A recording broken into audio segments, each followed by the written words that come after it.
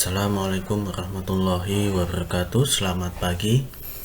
Ketemu kembali pada mata pelajaran fisika, di mana pada pertemuan pagi hari ini kita akan melanjutkan pada pertemuan sebelumnya, yaitu mengenai fluida dinamis. Sebelum kita menginjak pada fluida dinamis, terlebih dahulu apa itu mekanika fluida?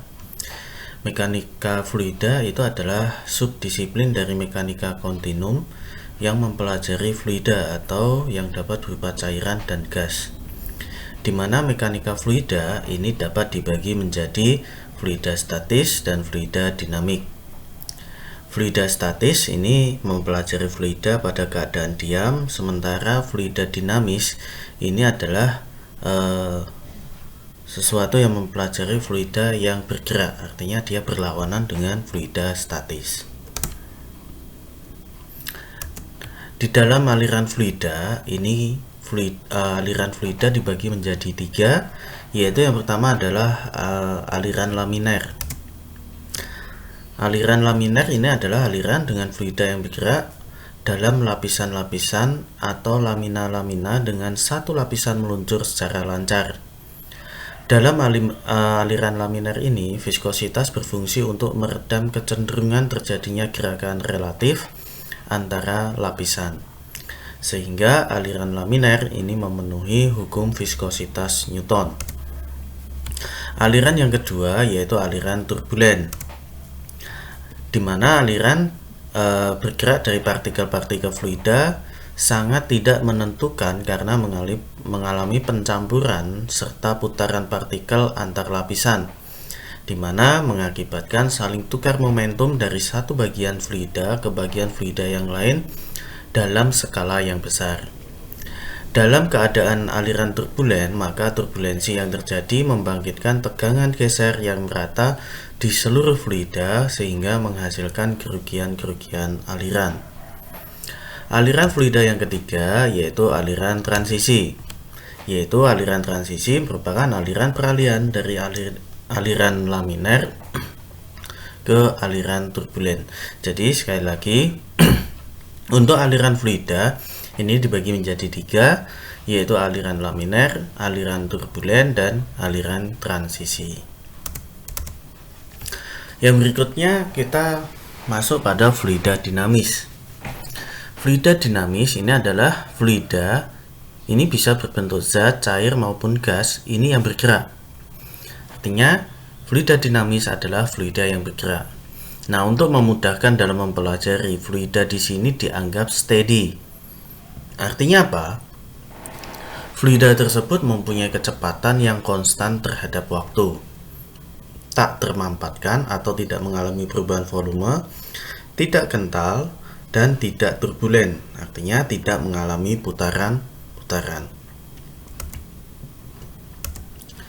Nah, di dalam aliran fluida ada beberapa rumus. Salah satunya di sini kita akan menentukan yaitu debit aliran.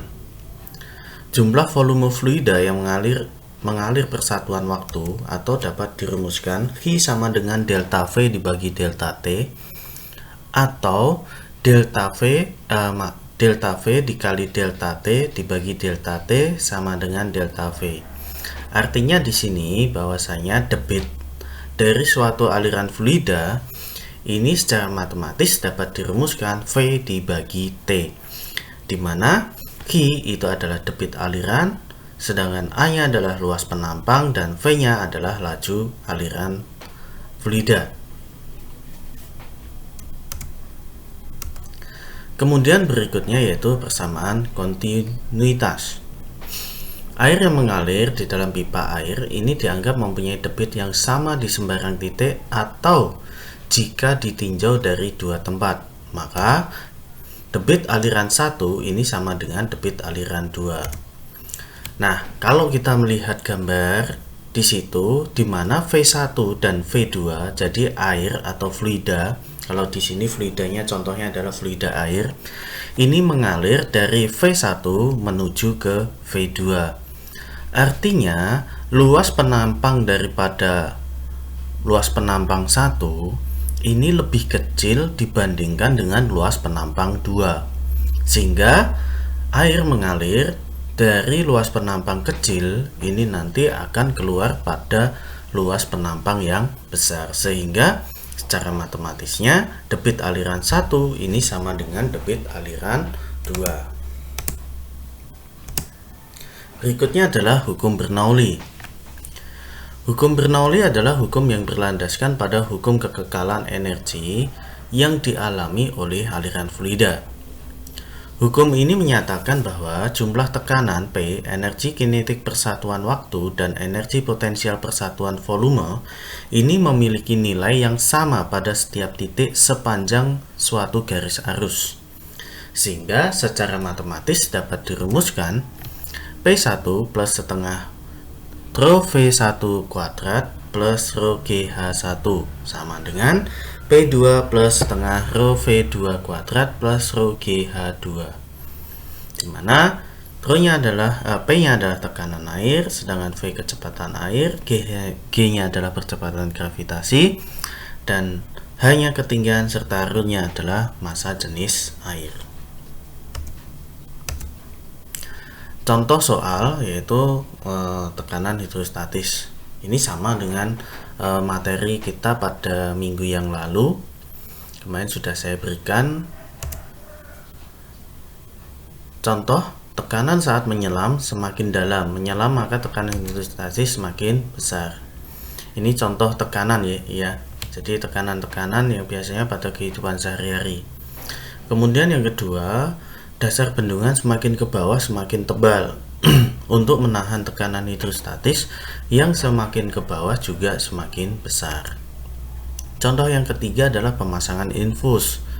Semakin tinggi posisi botol infus, maka semakin besar tekanannya. Ini membuat cairan infus dapat masuk ke aliran darah.